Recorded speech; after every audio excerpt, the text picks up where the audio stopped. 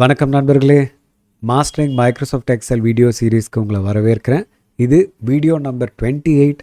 இந்த வீடியோவில் நம்ம பார்க்க போகிறது எக்ஸலில் இருக்கிற ரேங்கிங் ஃபார்முலாஸ்.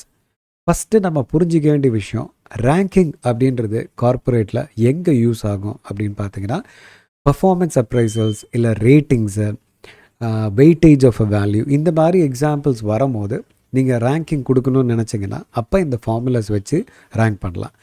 பட் ஃபார்முலாஸே வேண்டாம்னு நினச்சிங்கன்னா ரொம்ப ஈஸியான அப்ரோச், வேல்யூஸை சார்ட் பண்ணிவிட்டு மேலே இருக்கிற வேல்யூஸு கீழே இருக்கிற வேல்யூஸ் அதை பேஸ் பண்ணி நீங்கள் சொல்லிடலாம், இதான் டாப்பு இதான் பாட்டம் சொல்லிடலாம்.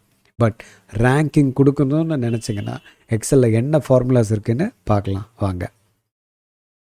இந்த வீடியோக்காக நம்ம எடுத்துக்க போகிற எக்ஸசைஸ் ஃபைல் இந்த ஃபைல் தான்.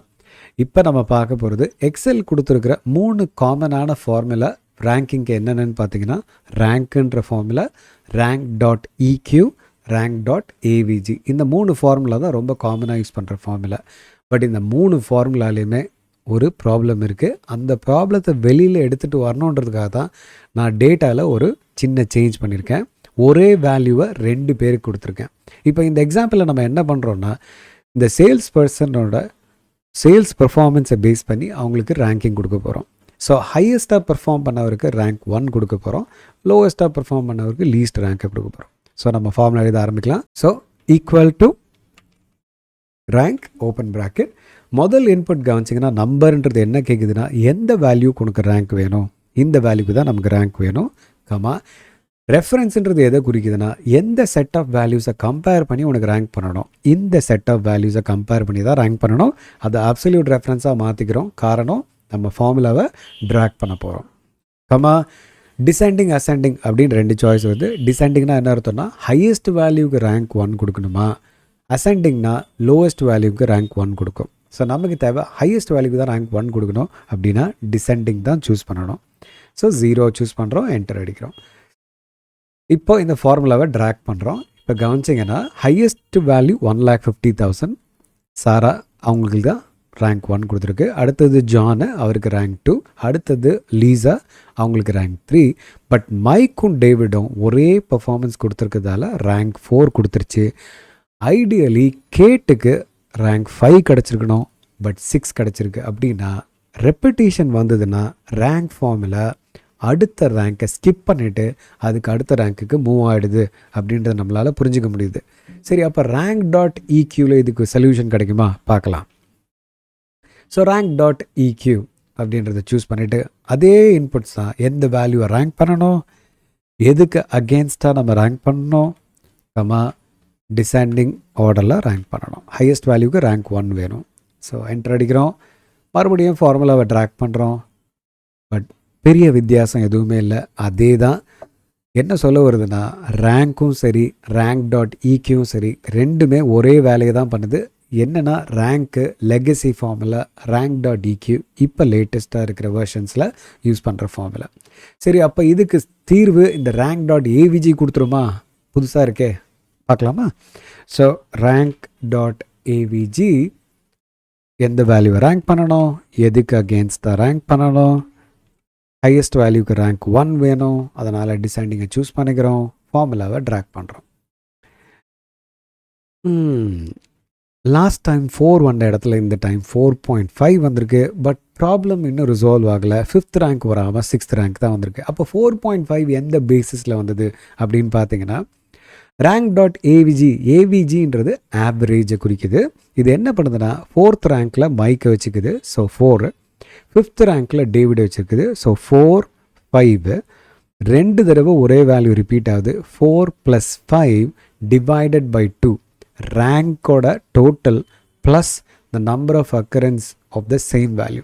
அப்படின்னா 1,10,000 4th ரேங்க்லையும் இருக்குது, 5th ரேங்க்லையும் இருக்குது. So 4 + 5 which is 9 divided by the number of times 1,10,000 is repeated twice. அப்போ 4 + 5 9 divided by 2 என்ன வருது, 4.5. சப்போஸ் 3 தடவை வந்தால் என்ன இருக்கும், 4th 5th 6th ரேங்க்கு மூணுமே ஆட் பண்ணோன்னா 15 டிவைடட் பை 3 என்ன வரும், 5 வரும். இங்கே பாருங்கள், பார்த்தீங்களா 5 வந்திருக்கு. ஸோ இந்த ரேங்க் டாட் ஏவிஜின்றது மோஸ்ட்லி யாரும் ப்ரிஃபர் பண்ணுறது கிடையாது. நானும் என்னோடய எக்ஸ்பீரியன்ஸில் யூஸ் கேஸஸில் எங்கேயும் பார்த்ததில்லை. But this is a normal behaviour of rank dot AVG. சரி, அப்போ எது தான் பர்ஃபெக்டான ஃபார்முலா? ரிப்பீட்டானால் அந்த ரேங்க்கை ரிப்பீட் பண்ணணும், பட் அடுத்த ரேங்க்கை ஸ்கிப் பண்ணிடாமல் அடுத்த ரேங்க்கை ப்ராப்பர் அலோகேட் பண்ணணும். அப்படின்னா நமக்கு 4-4ன்னு வரணும். மைக்குக்கும் 4 வந்துடணும், டேவிடுக்கும் 4th ரேங்க் தான் வரணும், பட் கேட்டுக்கு 5th ரேங்க் வரணும். அப்படின்னா இது எப்படி அச்சீவ் பண்ணுறதுன்னு பார்த்தீங்கன்னா, இதை sum product and count if அந்த 2 ஃபார்முலா வச்சு தான் நம்ம அச்சீவ் பண்ண போகிறோம். சம் ப்ராடக்டை நம்ம நார்மலாக multiplying by adding 2 different arrays, அதுதான் ஜென்ரல் பர்பஸ். பட் சம் ப்ராடக்டை இங்கே அரே ஃபார்முலாவை யூஸ் பண்ண போகிறோம்.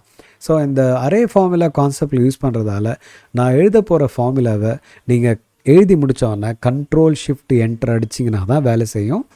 எப்போ Ctrl+Shift+Enter அடிக்கணும்னு அவசியம் இல்லைன்னா, நீங்கள் 365 வெர்ஷன் ஆஃப் எக்ஸல் வச்சுருந்தாலோ இல்லை 2021 வெர்ஷனுக்கு மேலே எக்ஸல் வச்சுருந்தாலோ நீங்கள் அந்த Ctrl+Shift+Enter அடிக்க வேண்டிய அவசியம் கிடையாது. இது ஆட்டோமேட்டிக்காக அது அரே ஃபார்ம்லாம் ரெக்கக்னைஸ் பண்ணிவிட்டு உங்களுக்கு எக்ஸிக்யூஷனை கரெக்டாக பண்ணிவிடும். பட் 2021 வெர்ஷனும் இல்லை, 365 வெர்ஷனும் கிடையாது, நீங்கள் 2019 வெர்ஷன் வச்சுருக்கீங்க, இல்லை 16 வெர்ஷன் வச்சுருக்கீங்க அப்படின்னா கண்டிப்பாக இந்த ஃபார்முலா முடித்தோன்னா Ctrl+Shift+Enter அடித்தா தான் இந்த ஃபார்முலா வேலை செய்யும். அந்த ஃபார்முலா எப்படி எழுதணும் அப்படின்றத பார்க்கலாம். இப்போ அந்த ஃபார்முலாவை நம்ம எழுத போகிறோம். பட் உங்களுக்கு விசிபிலிட்டி பர்பஸ்க்காக இந்த காலம்ஸை நான் ஹைட் பண்ணிடுறேன். இப்போ ஃபார்முலா எழுத ஆரம்பிக்கலாம். Equal to sum product. ஃபார்முலாவை ஃபஸ்ட்டு எழுதிடுறேன், அதுக்கப்புறமா அந்த ஃபார்முலாவோட எக்ஸ்ப்ளனேஷனை உங்களுக்கு நான் கொடுத்துட்றேன். ஸோ ஃபஸ்ட்டு நான் என்ன பண்ணுறேன், இந்த கம்ப்ளீட் வேல்யூவை ஒவ்வொரு வேல்யூவோடையும் செக் பண்ணுறேன். அதோட அக்கரன்சஸை பேஸ் பண்ணி டிவைட் பண்ணுறேன். பேசிக்கலி அதுதான் பண்ணிகிட்டு இருக்கேன். பட் இந்த ஃபார்முலாவை முடித்ததுக்கப்புறம் இந்த எக்ஸ்ப்ளனேஷன் கிடச்ச உடனே யூ வில் அண்டர்ஸ்டாண்ட் இட். இந்த +1 கடைசியாக போடுறதான ரீசன் என்னன்றதும் பார்த்துடலாம். இப்போ ஃபார்முலாவை ட்ராக் பண்ணுற முதல்ல அது வேலையை பண்ணுதான்னு பார்ப்போம். அதுக்கப்புறமா அது எக்ஸ்ப்ளனேஷன் எடுத்துக்கிறது ஒர்த்தா இல்லையான்னு நம்ம டிசைட் பண்ணிடலாம். ஸோ பர்ஃபெக்டாக ரேங்க் பண்ணியிருக்கு. Mike and David 4th rank போயிருக்காங்க. பட் கேட் பர்ஃபெக்டாக 5th ரேங்க் எடுத்திருக்காரு. நம்ம எதிர்பார்த்தது அதுதான். ஸோ இப்போ ஃபார்முலாவோட எக்ஸ்ப்ளனேஷன் எடுத்துக்கலாம் வாங்க. இந்த ஃபார்முலா ஐடியாவில் என்ன பண்ணுதுன்னு பார்த்தீங்கன்னா, இந்த அரேவில், இந்த அரேன்னு சொல்லுவோம் இந்த செட் ஆஃப் வேல்யூஸ், இந்த செட் ஆஃப் வேல்யூஸில் ஒவ்வொரு வேல்யூவும் செக் பண்ணுது.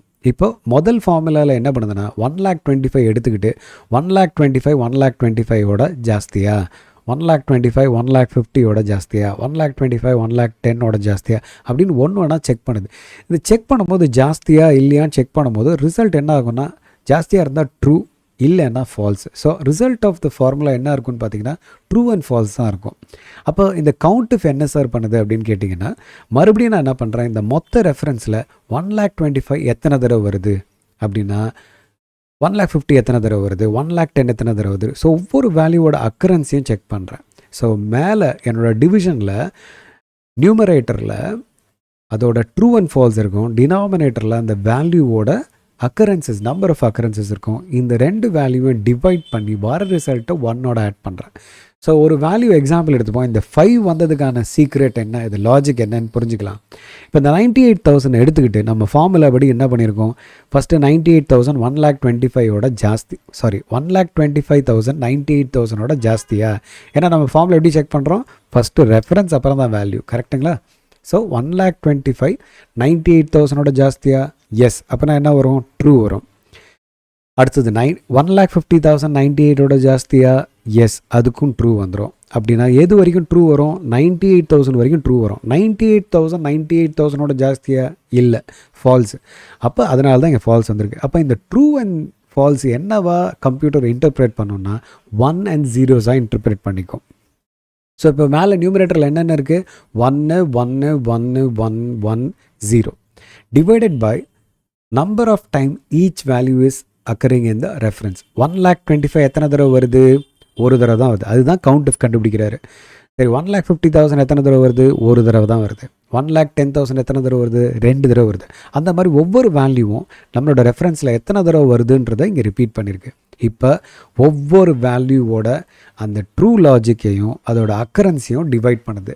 So 1 divided by 1 plus 1 divided by 1 plus 1 divided by 2.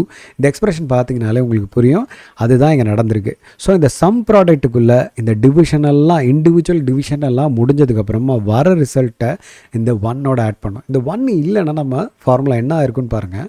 So ஃபைனலாக இந்த டிவிஷன் ஒவ்வொரு வேல்யூவோட ட்ரூ ஸ்டேட்டை ஃபால்ஸ் ஸ்டேட்டையும் ஒவ்வொரு வேல்யூவோட அக்கரன்ஸையும் டிவைட் பண்ணும்போது ஃபைனலாக 1 + 1 + 0.5 which is 2.5, 2.5, 3.5, 4. இந்த 1 போடலைன்னா நமக்கு இந்த இடத்துல 4 தான் ஆன்சராக வந்திருக்கும். But 4th is already given for Mike and David. But கேட்டுக்கு 5th ரேங்க் தான் கொடுத்துருக்கணும், அதனால தான் இந்த +1 கொடுத்துருக்கோம். சரி, இப்போது இந்த ஃபார்முலா சம் ப்ராடக்ட்டும் கவுண்ட்டு பேஸ் பண்ணி ஒர்க் பண்ணுது. நான் மறுபடியும் ரிப்பீட் பண்ணுறேன். 365 வெர்ஷன் வச்சுருந்தாலோ இல்லை 2021 வெர்ஷன் வச்சுருந்தாலோ நீங்கள் Ctrl+Shift+Enter அடிக்கணும்னு அவசியம் இல்லை. பட் இந்த 2 வெர்ஷனும் இல்லைன்னா கண்டிப்பாக இந்த ஃபார்முலா Ctrl+Shift+Enter அடித்தா தான் ஒர்க் ஆகும், இல்லைன்னா ஒர்க் ஆகாது. ஸோ இந்த வீடியோவில் நம்ம புரிஞ்சுக்கிட்டது ப்ராப்பர் ரேங்கிங் சிஸ்டம் வேணும், வேல்யூஸ் ரிப்பீட்டாக இருந்தாலும் ரேங்கை ஸ்கிப் பண்ணாமல் ப்ராப்பர் ரேங்கிங் சிஸ்டம் வேணும்னா சம் ப்ராடக்ட் கவுண்ட்டு வச்சு தான் நீங்கள் அச்சீவ் பண்ண முடியும். நார்மல் ரேங்க் ஃபார்முலாஸ் உங்களுக்கு அதை அச்சீவ் பண்ண விடாது. ஓகே, ஸோ மறுபடியும் இன்னொரு இன்ட்ரெஸ்டிங் ஃபேக்டோட இன்னொரு இன்ட்ரெஸ்டிங் இன்புட்டோடு உங்களை சந்திக்கிறேன். அது வரைக்கும் உங்களிடமிருந்து விடைபெறுவது உங்கள் ஹரிஹரன்.